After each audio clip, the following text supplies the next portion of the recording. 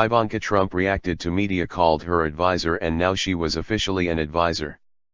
3 weeks before Election Day, Ivanka Trump wanted to make something very clear: "I'm not an advisor, I'm a daughter," she said at Fortune magazine's Most Powerful Women Summit. Trump was irked by news reports that portrayed her as one of the most influential voices in her father's political circle. That just wasn't the case, she insisted. This week, however, Trump basically conceded that the media's characterizations have been right all along when she formalized her advisory role by becoming an official government employee, albeit unpaid, with an office in the West Wing. Trump's hiring doesn't change much. She was setting up a White House office, anyway. And she had said she would comply with all ethics rules that apply to federal workers, even if she wasn't one. Mostly, her position means we can stop playing this game in which journalists report that Trump is a key member of the president's team, and she acts like she doesn't know what they are talking about. What a silly game it was. The first daughter was helping to shape policy, consulting on major staffing decisions, and serving as her father's best character witness in interviews and at the Republican National Convention. Her importance was obvious.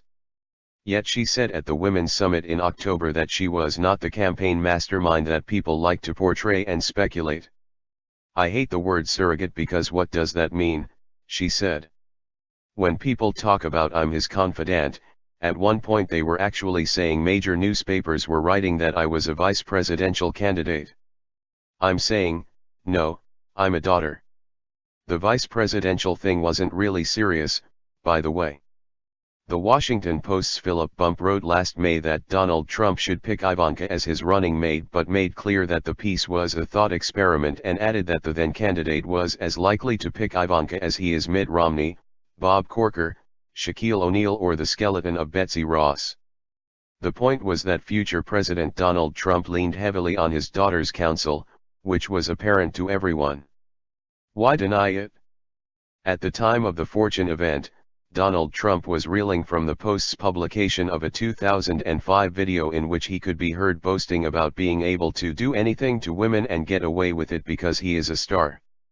I wondered at the time whether Ivanka Trump was anticipating an electoral defeat and was trying to shield herself from blame. The New Yorker's Sheila Kolhatkar thought Trump might be attempting to protect her business brand. It could have been either. Or both. Or it could be that the Trumps just hate to admit the press is right sometimes. I am reminded of what former Page Six editor Susan Mulcahy wrote in Politico magazine last year. Denying facts was almost a sport for Trump, and extended even to mundane matters. While still married to his first wife, Ivanka, Trump bought a mansion in Connecticut, and she decorated parts of it. Not the most earth-shattering news, but hey, everyone has slow days. When I called to confirm the purchase, Trump denied it, more than once. Sure enough, before long, he was spending weekends in the mansion, parts of which were decorated by Ivanka. Did he think twice about such a seemingly pointless lie? Why would he? Maybe denying that Ivanka Trump is a top advisor to the president was its own kind of sport.